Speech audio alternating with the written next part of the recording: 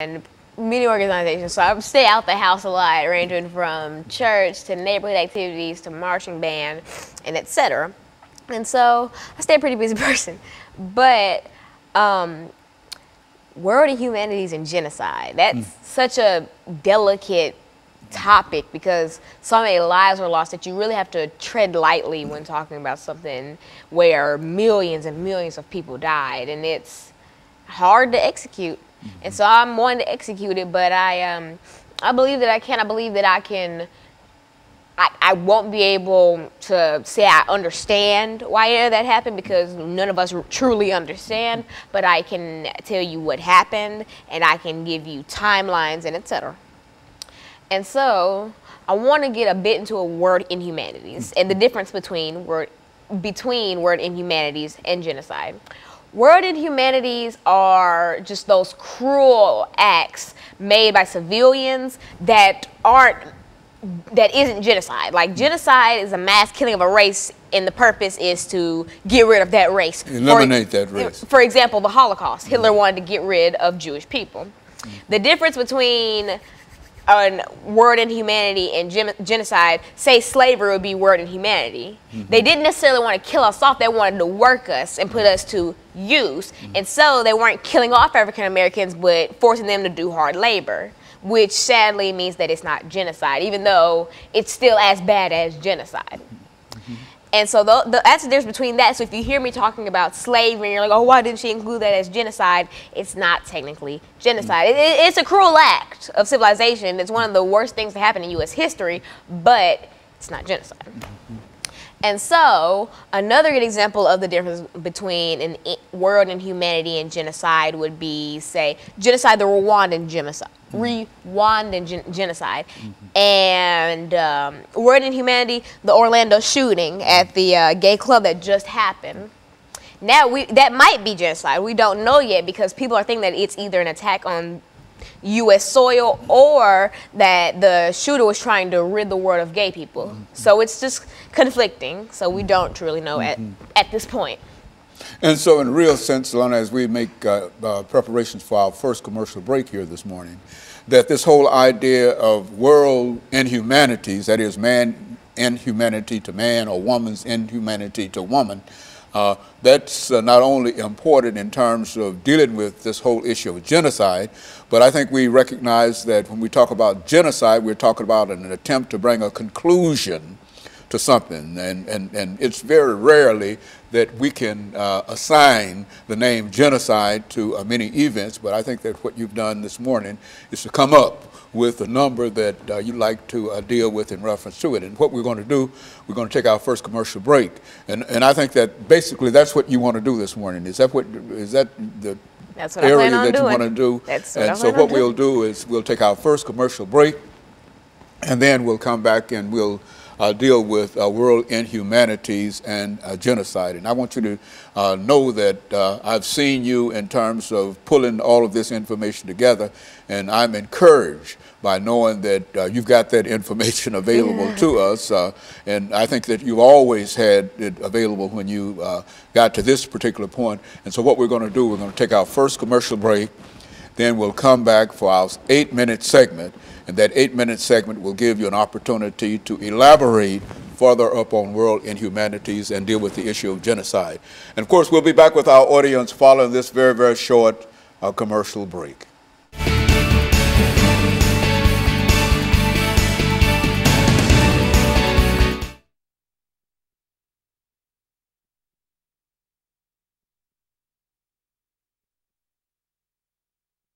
Man's inhumanity to man, bullying or whatever, and etc. You know, I'm thinking more wide. Okay, about her phone ring. Wide scale crap, like Trail of Tears, stuff like that. Okay, yeah. Well, that's well, you go for it. Anything that you've got to deal with, and keep your legs still, and don't rock the chair. Okay. And then we'll come back and I'll introduce it. We got 7 minutes and 55 seconds. You see that clock there?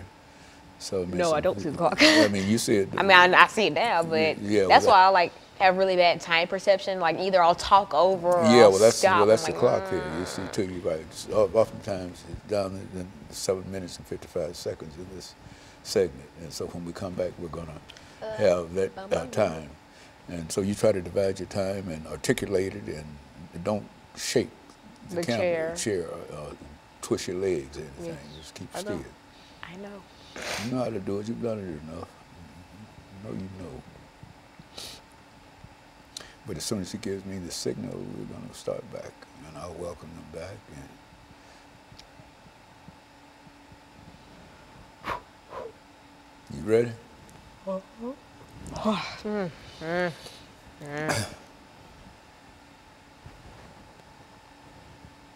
Get ready. Give me a signal.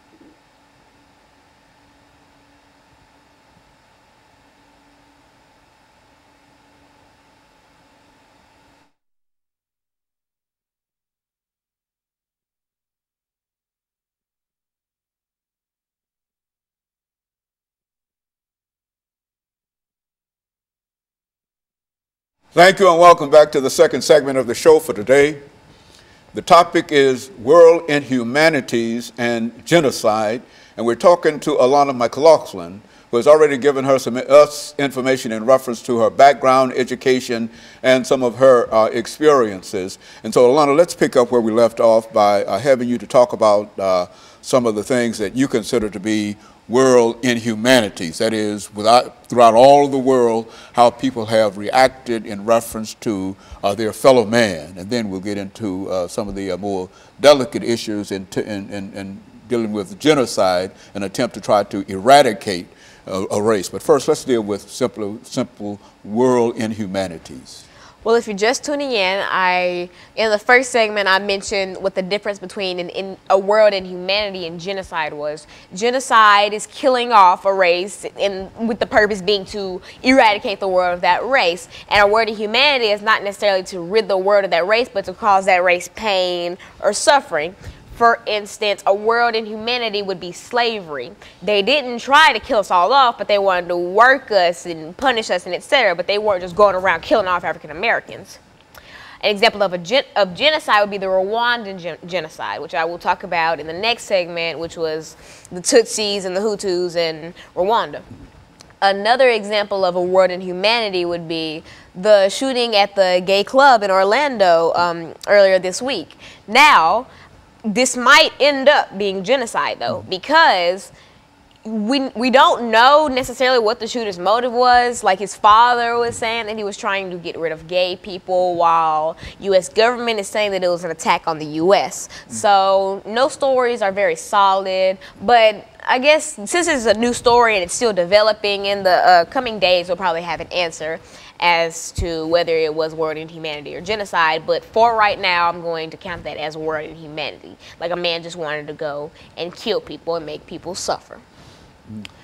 A big world inhumanity that a lot of people in the U.S. are familiar with, and especially Tennesseans, is the Trail of Tears.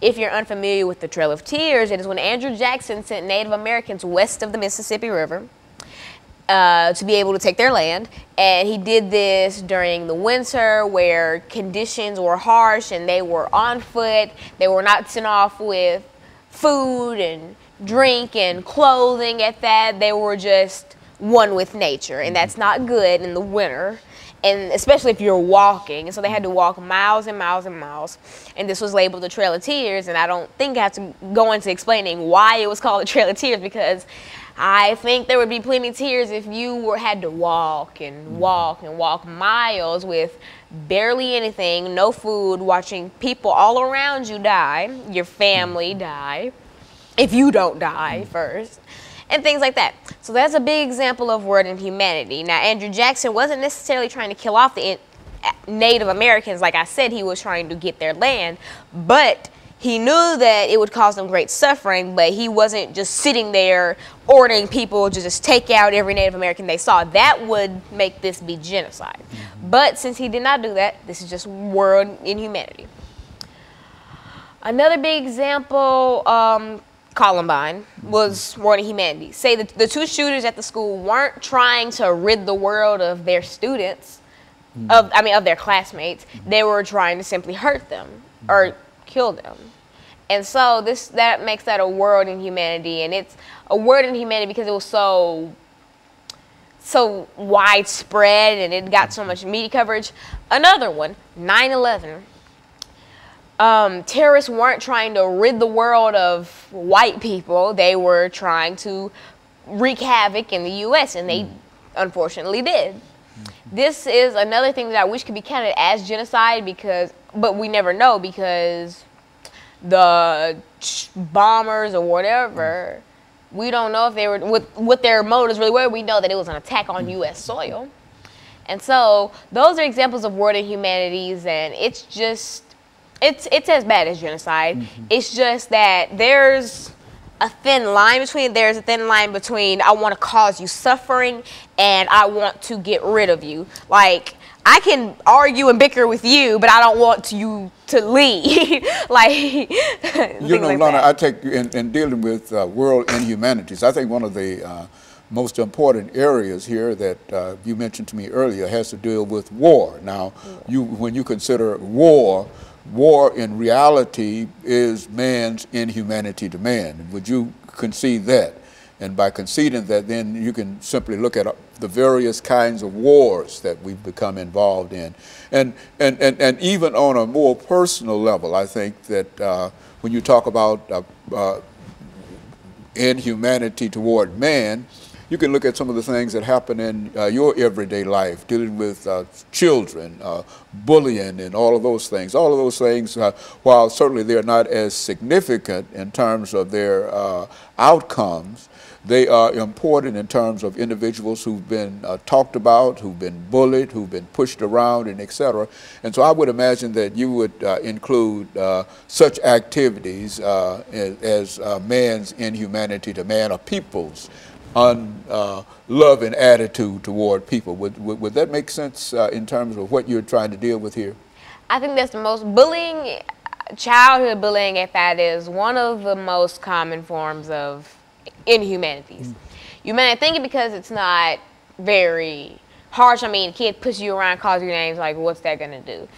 That has long-term effects. Like, that kid that you pushed off of a slide could grow up to want to be a mass murderer. Why? Because he has so much hatred in his heart, etc. Things that just build up over time from people like you who picked at him.